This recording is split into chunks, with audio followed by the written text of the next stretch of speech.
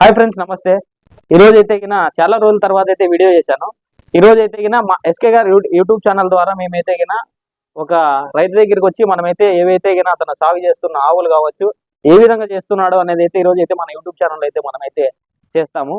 ఇంకోటి ఏంటంటే ఫ్రెండ్స్, చాలా రోజులైంది అనమాట మన వీడియో తీక. ఈరోజు అయితే ఈ వీడియో అనేది ప్రతి ఒక్కరు లైక్ అండ్ షేర్ చేసి చూడండి ఒకసారి. ఇది వచ్చేసి చాప్ కట్టరు. ఇక్కడ గడ్డి పెట్టినామంటే ఇక్కడ కింద వస్తుంది. మనం చిన్న చిన్న పీసెస్ కట్ చేస్తుంది. ఇది 1 ఫేస్కు 2 ఫేస్ కూడా మోటార్లు కరెంటే అవసరం లేదు.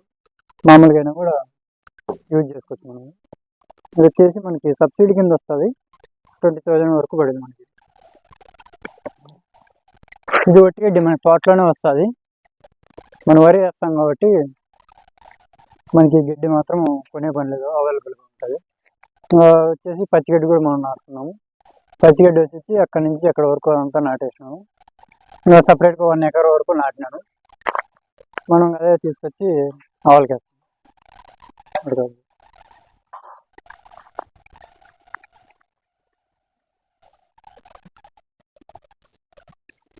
అవి ఇస్తావా దూళ్ళు?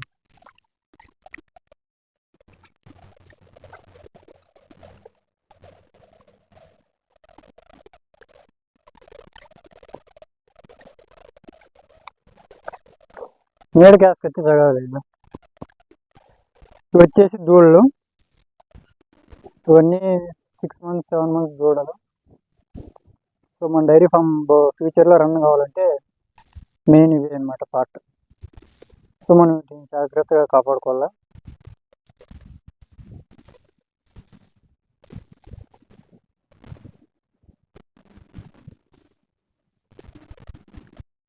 ఈ రోజు అయితే మనము శ్రీధర్ అన్న దగ్గరికి వచ్చాము. అంటే మా గ్రామమైన రంగాపేటలో అయితే ఈ రోజు అయితే వీడియో తీస్తున్నాము. అన్న గురించి ఈ రోజు అయితే ఏ విధంగా సాగు చేస్తున్నాడు, మనకి ఆవులు కావచ్చు, అలాగే గొర్రెలు కావచ్చు, ఈ పెంపకాన్ని చేస్తూ జీవిస్తూ కాలాన్ని గడుపుతున్న వ్యక్తి మన శ్రీధర్ అన్న. అన్న గురించి ఈ రోజు అయితే మనం తెలుసుకునే ప్రయత్నం చేద్దాం. శ్రీధర్ అన్న, ఒకసారి శ్రీధర్ అన్న కూడా మాట్లాడు. నమస్తే అండి శ్రీధర్ గారు. శివ, ఎలా ఉన్నారు? మీరు ఎలా ఉన్నారు? బాగున్నానండి, మేము కూడాను. ఈ రోజు అయితే మీరు ఈ ఆవులు ఇవన్నీ చేస్తున్నారు కదా. ఫస్ట్ ఆఫ్ ఆల్ మీరైతే ఎడ్యుకేషన్ చదివారు, డిగ్రీ హోల్డర్ మీరు. అలాంటిది మీరు ఎడ్యుకేషన్ వదిలేసి ఈ రోజు అనేది మీరు ఆవులు అనేది, గొర్రెలు ఇలాంటివన్నీ పొలం పనులు చూసుకుంటూ మీ జీవనం ఎలా ఉండేది ఒకసారి ఏమన్నా చెప్తారా మీరు? అంటే ఫస్ట్ లో జాబ్ అది ఇది అనుకుంటారు, కానీ జాబ్ లో ఏమి ఉండదు. శాలరీ వచ్చినా కూడా ఫస్ట్ తారీఖు వస్తే 2-3 రోజులకే అకౌంట్ అంతా ఖాళీ అయిపోతుంది. అవునవును. సో మనం అంత ఫ్రీడమ్గా ఉండదు. ఒకరి కింద పని చేసినట్లు అంత అంత సాటిస్ఫాక్షన్గా ఉండదు జాబ్ ప్రస్తుతానికి. ఇక్కడైతే మనం morning 2 hours evening 2 hours work చేస్తే డే అంతా ఫ్రీగా ఉండొచ్చు, మనకు నచ్చిన వర్క్. ఒకరోజు ఎక్కడన్నా వెళ్ళాలన్నా కూడా మనం ఒక మనిషిని పెట్టేస్తే వాళ్ళే మేనేజ్ చేసుకుంటారు, మనం ఎక్కడికైనా కూడా పోవచ్చు. సో జాబ్ అలా చేయలేము కదా, మనం ఒకరి కింద చేయాల్సి ఉంటుంది. ఒకరి కింద అందుకని మనం ఈ ఫీల్డ్ ఎంచుకున్నాం. మీకు మొదటగా మీకు జాబ్ ఇష్టమా, లేదంటే ఈ ఫీల్డ్ చేయడం ఇష్టం? మీకు ఇదైతే తెలీదు. ఫస్ట్ లో జాబ్ అంటే ఏదో ఉంటుంది, అది అంటే మనం ఏదో ఊహించుకుంటాము, సిటీ లైఫ్ అది ఇది అని. ఏం ఉండదు. కొన్ని రోజులు పోతే ఇంక బోర్ కొడుతుంది. స్కూల్ పిల్లడు గంటల పొద్దున్న లేస్తేనే క్యారీ కట్టుకొని పోవాలా, మళ్ళీ రావాలా. ఏం ఎంజాయ్ ఉండదు. సండే ఉంటుంది అంటే ఎక్కడ పోవాలన్నా కూడా ఎక్కడికి పోవాలి. ఇదైతే మనం సొంతం పని కాబట్టి ఒకరికి సమానం చెప్పే పని ఉండదు. First of all me life లో మీరు చిన్నప్పటి నుంచి చదువుకొని వచ్చిన తర్వాత ఎవరైనా మిమ్మల్ని ఈ పని చేస్తున్నాడు శ్రీధర్ అని చెప్పేసి ఏమన్నా అనుకుంటారు? రిలేటివ్స్ ఫోన్ చేసి మానేస్తారు, తర్వాత ప్రేమించిన వదిలేసుకోవచ్చు, ఫ్రెండ్స్ మాట్లాడుకోవచ్చు. సమాజంలో కూడా ఇంకెందుకు, ఏం చేస్తాడు ఇంకేం చేత కాదు అంటారు. కానీ మనం అవన్నీ పట్టించుకోలేం కదా. మనకు ఆల్రెడీ ఎక్స్పీరియన్స్ ఉంది, వర్క్ గురించి అంతా తెలుసు, మనకన్నీ అనుకూలంగా ఉన్నాయి కాబట్టి చేస్తే బాగుంటుంది. అవును. ఇప్పుడైతే మీకైతే ఈ లైఫ్ అనేది చాలా బాగుందా? చాలా బెటర్ కదా. ఒక కింద సమాధానం చెప్పే పని లేదు నాకు. అవునవును. బుద్ధి పుడితే చేస్తా, లేదంటే దూలేసి పనుకుంటా. నన్ను మాట్లాడించే వాళ్ళు లేరు. మీరైతే రైతు పని చేస్తున్నారు, ఒక పక్క ఆవులను, మళ్ళా తర్వాత గొర్రెలను, అంటే అన్ని పనులు చేసుకుంటూ పొలం పని ఇంటి పని అన్ని చేసుకుంటూ మీరైతే కాలాన్ని అయితే జీవిస్తున్నారు.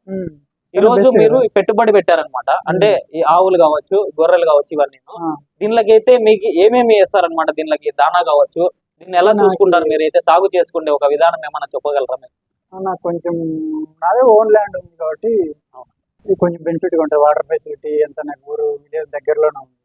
నాకున్న సౌకర్యం మా ఊర్లో కూడా చాలా తక్కువ మందికి ఉంటుంది ఇట్లా. సో అందుకని నేను దీన్ని యూటిలైజ్ చేసుకుంటాను. ఇంకా ఆవులకు వచ్చేసి మార్నింగ్ పచ్చిగడ్డి అది నేను తోటలో పెట్టుకున్నాను ఫ్రీగానే. అవునవును. మేత దీన్ని కొనే పని ఉండదు. ఉట్టి మేత ఒకటి మనం అది కూడా మన తోటలోనే వస్తుంది. ఓకే.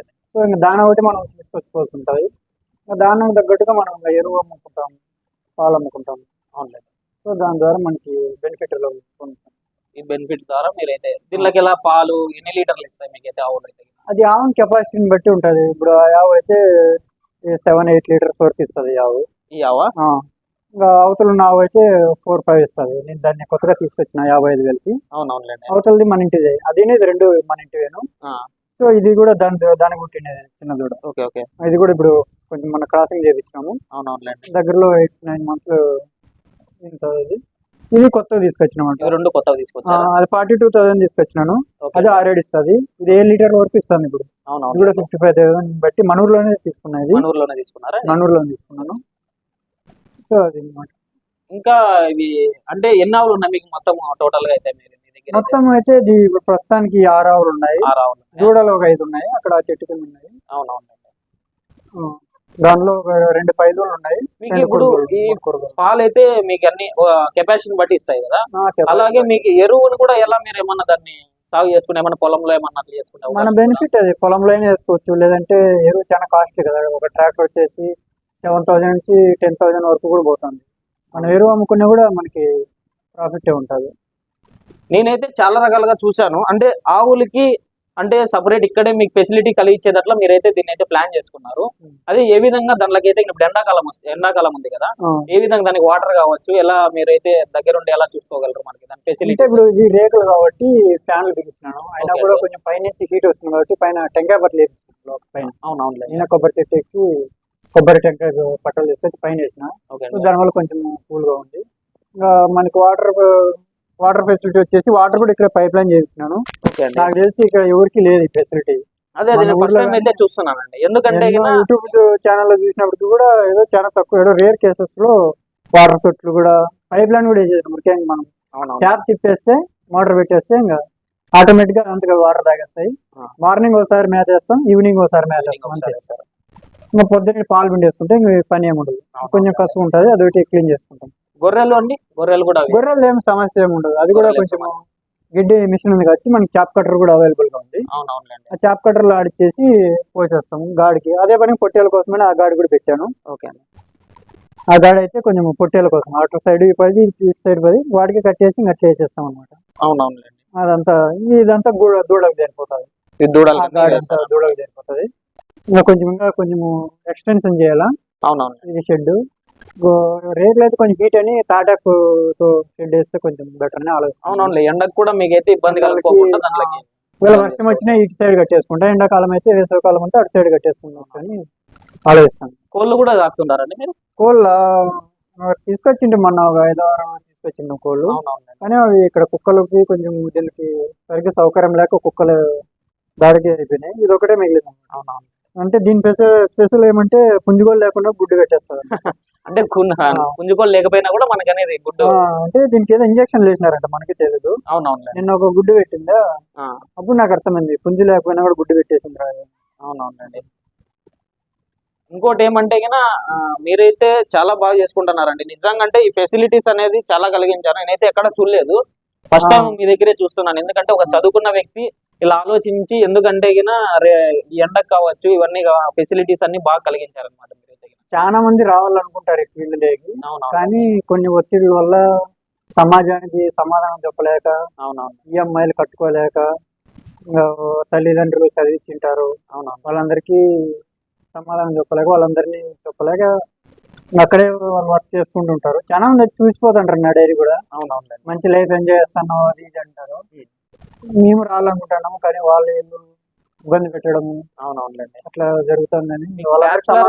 చదువుకునే రోజుల్లో కంటే కష్టం ఉండేదా, లేదంటే ఇప్పుడు మీకు కష్టం ఉండేది అప్పటికి ఇప్పటికి? అప్పుడంటే మనీ ప్రాబ్లం ఒకటే ఉండేది, మనీ ఏమి ఉండదు కదా.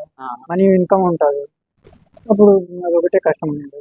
చదువుకున్నప్పుడు కూడా ప్రాబ్లమ్స్ ఉంటాయి, మనీ ఉండదు కాబట్టి ఇంట్లో వాళ్ళ మీద డిపెండ్ అయి ఉంటాం.